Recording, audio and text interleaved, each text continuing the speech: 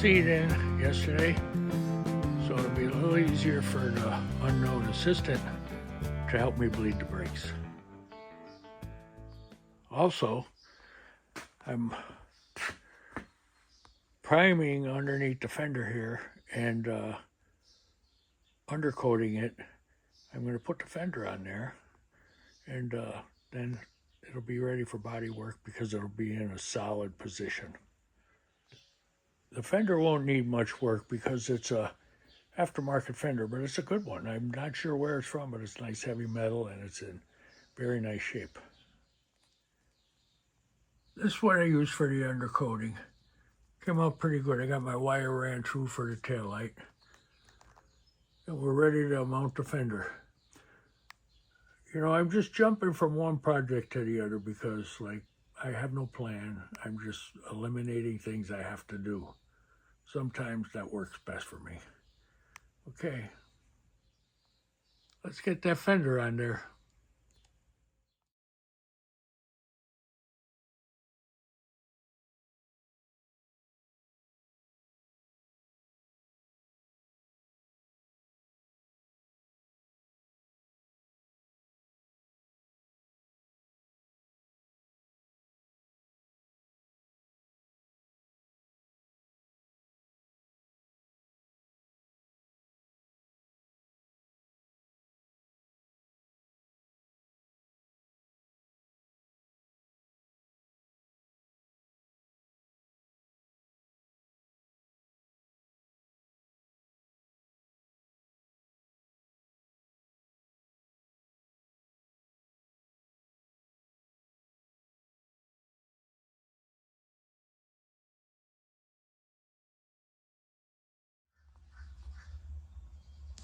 Well, the bolts are in.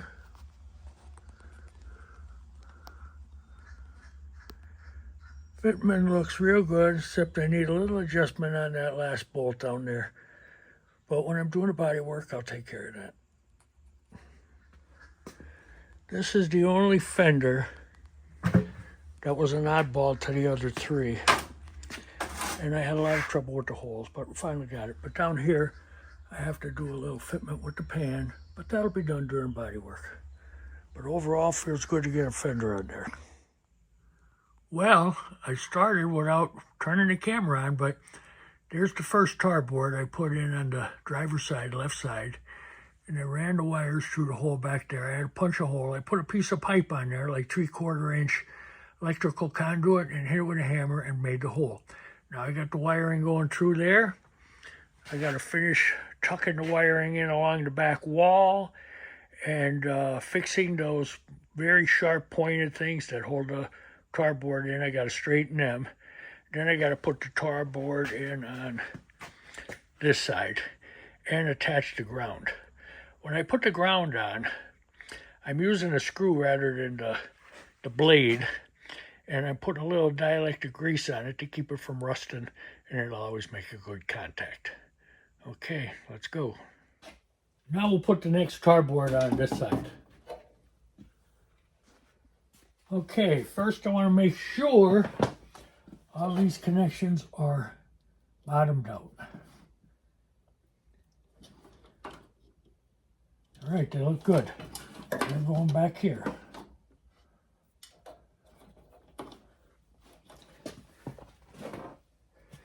I got the tar board from J-Bugs. They cut a nice relief cut in them, so it makes them easy to bend.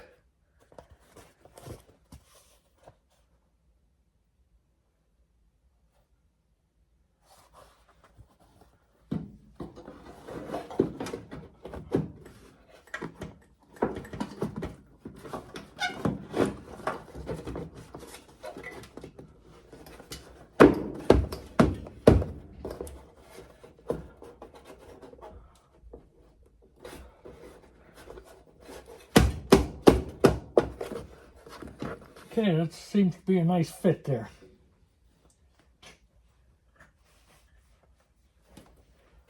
I can put these clamps back over.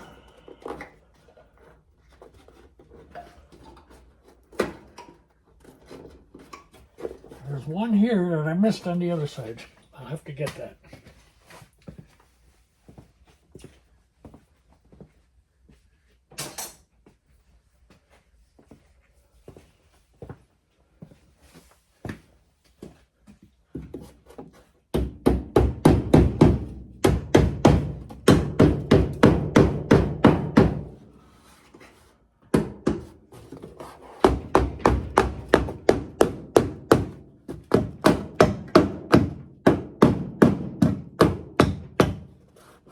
Okay. Like the way that fits. Okay, now next, I'm going to put a couple screws in it here because I removed those metal tabs and I didn't weld new ones back on, which I kind of should have, but the screws will be fine. It's not a show car. Okay, let's put them screws in.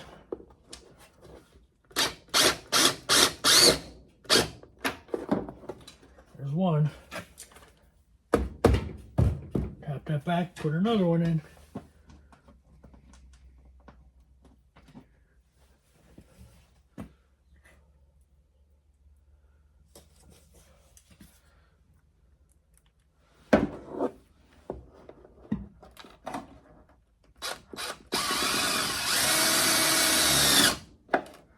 Okay, kind of like that actually. Looks good, and that ain't moving. All right, hold on, we'll get to the next step. Okay, this is the rear piece. I hadn't mentioned earlier on, but you should do the right and left pieces first, because where the 90 is in the back, this covers it. But what I did do off camera, I punched that hole in there with that piece of conduit, and I also put a slit up here for I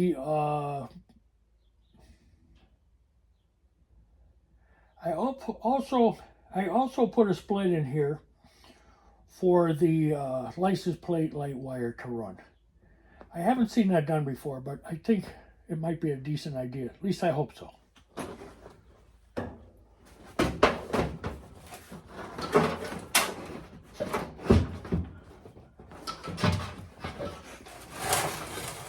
This could be a little tricky.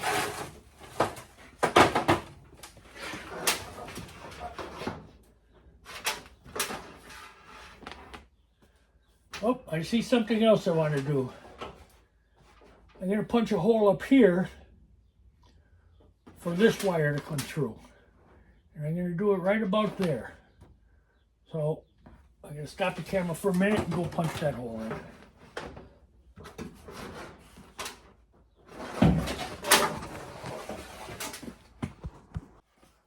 Okay, there's the hole. Back at it. Hope I punched it in the right place. Kind of guesstimated it.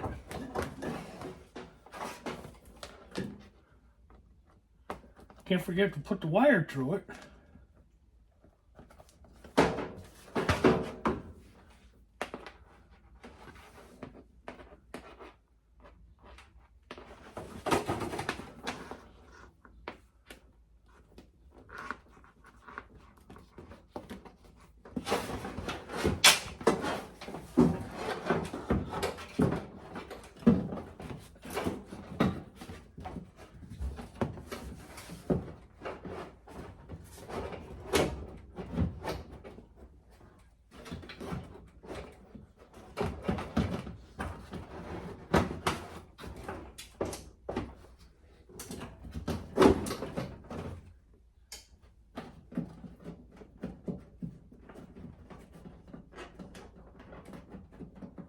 Don't want to miss a wire. The one for the license plate. Then there's another black wire. I'm not sure where it goes. But I know it has to go to a fuse or something, and it has to stick out. So I'm going to stick that out right now.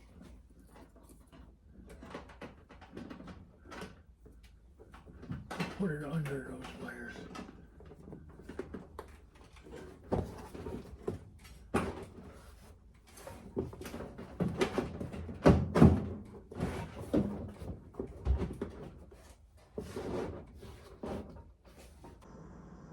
Well, I got it in. A few of those hold down and points in the back, I'm pretty sure I missed a few of them, but there's enough in there to do the trick. Here's the other side. There's where I cut the slot. It goes up behind this piece. So you shove that up in underneath there. And that works. And then the hole, that came out perfect. Good thing. Now, there's 3 more tabs on the bottom that have to be bent up over. But I want to be able to see the channel for the engine seal, the rear engine seal. So I may have to trim this up a bit, but I'm going to check, see how it goes. I'll get back to you. First, I'll mark it with a Sharpie.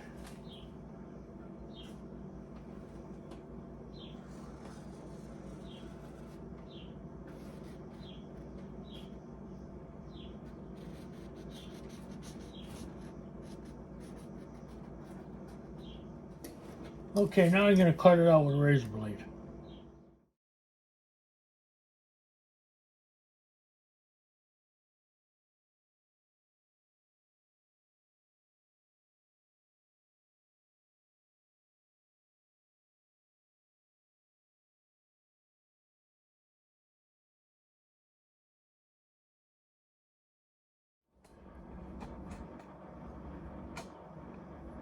It was a little time consuming, but I'm glad I did it because now I could get that channel very easily. I can see it. I couldn't see it before. Now I'm going to hammer up these tabs.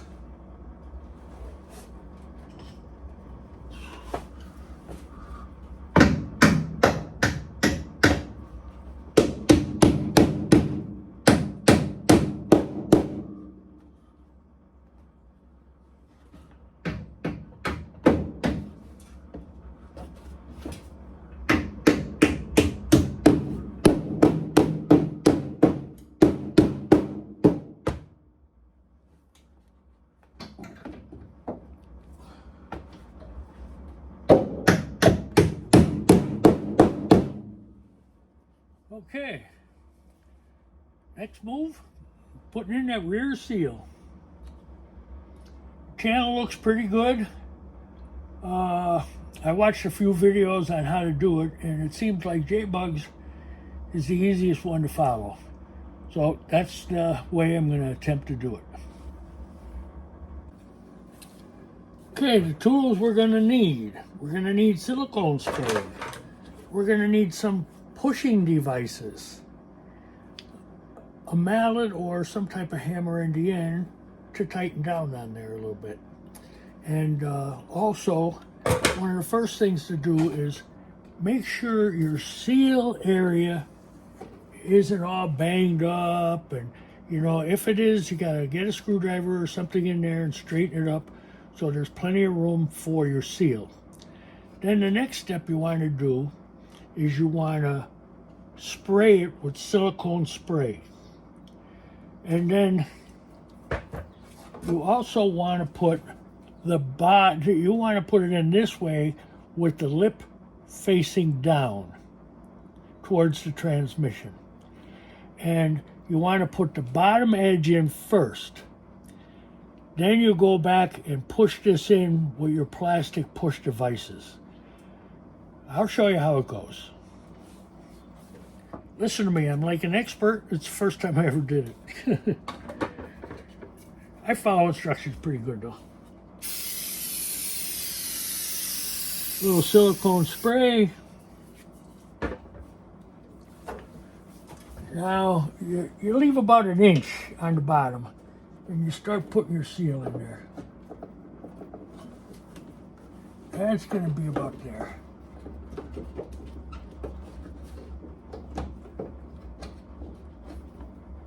The silicone spray does make it slippery. Not working out as well. Made it look easy on J-Bugs. Okay, here's the deal. I'm struggling with this rubber seal, but I want to show you what I did. I ended up putting the whole thing in first, the bottom lip, and now I'm going to spray it with a little silicone and start pushing the top lip in underneath the channel piece.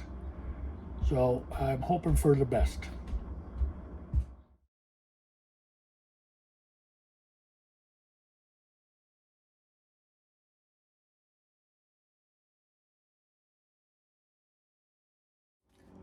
I'm getting it, but it's a very slow process. And you don't need a little bit of spray, silicone spray. You need a lot. And it is going, but it's rough on the hands. So I'm only going to time lapse a little bit here and there, and it is going. But if anybody knows an easy way to do it, please let me know in the comments, because I am going to be doing it again in the future.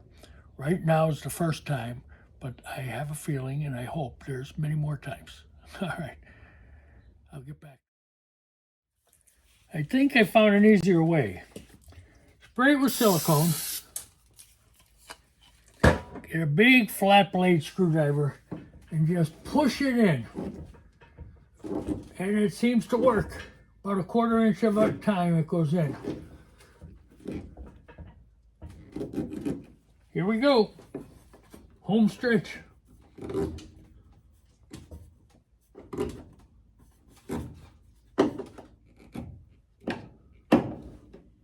Well, she's 100%. Wouldn't want to have to do that every day. One thing I did forget to say, you should trim it off about 1 inch down from the bottom on both sides. That's what they say on J-bugs for them. Now, the next thing we're going to do is install this lip. It goes around the long lip. Well, the job is done. Both seals are in. Sorry I didn't show too much of the back seal. It was a struggle. Actually, the corners were the hard part. The rest of it wasn't a big deal at all.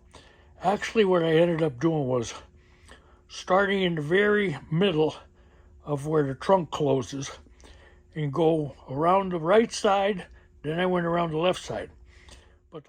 Okay, after that, I'm ready to call it a day. My plan for the next couple days is to get the motor in, get it temporarily wired, and hopefully take it for a test drive. So come back in a few days and let's see how it goes. See you then.